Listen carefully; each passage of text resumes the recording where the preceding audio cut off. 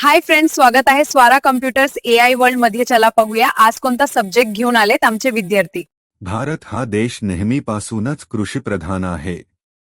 इथल्या शेतकऱ्याने नांगर धरला, बैल हाकले आणि श्रमातून धान्य उगवून जगभर अन्न पोचवलं. पण 2050 नंतर परिस्थितीत क्रांतिकारी बदल झाला.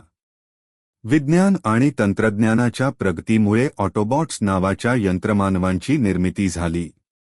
सुरुवातीला या ऑटोबॉट्सना औद्योगिक कामांसाठी वापरलं गेलं, परंतु नंतर त्यांचा उपयोग कृषी आणि पशुपालनासाठीही होऊ लागला. आधी शेतकऱ्याला नांगरणीसाठी बैलांची मदत घ्यावी लागायची, पेरणीसाठी मोठं श्रम घालावं लागायचं. पण आता ऑटोबॉट्सकडे अचूक सेन्सर बसवलेले होते. ते मातीची गुणवत्ता तपासत, त्यानुसार बियाणं पेरत आणि किती खते द्यावीत हे स्वतःच ठरवत. शेतकऱ्याला फक्त मोबाईलवरून आदेश द्यायचा आणि ऑटोबॉट शेतात आपोआप कामाला लागत. कीटकनाशक किंवा औषध फवारणी हा नेहमीच धोक्याचा टप्पा मानला जायचा.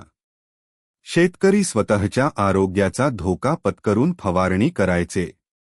पण आता रोबोट्स ड्रोनच्या मदतीने अचूक प्रमाणात औषध फवारू लागले.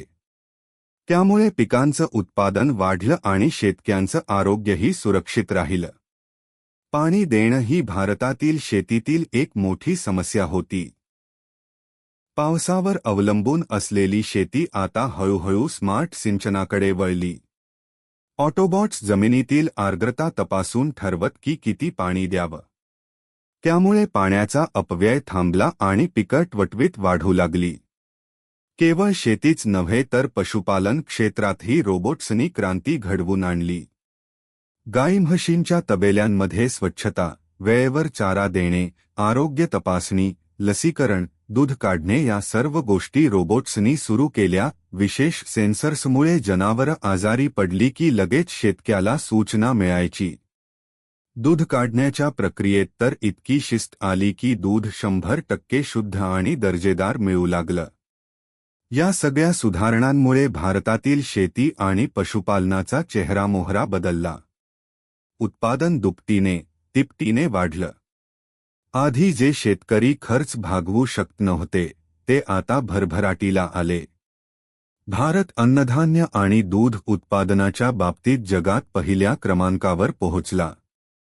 जगातील अनेक देश भारताकडे अन्नधान्य, धान्यसाठा, तसेच दूध आणि दुग्धजन्य पदार्थ आयात करू लागले. ग्रामीण भागात बेरोजगारी कमी झाली, कारण रोबोट्स चालवणे, त्यांची देखभाल करणे, सॉफ्टवेअर तयार करणे या सगळ्या कामांमध्ये नवे रोजगार निर्माण झाले.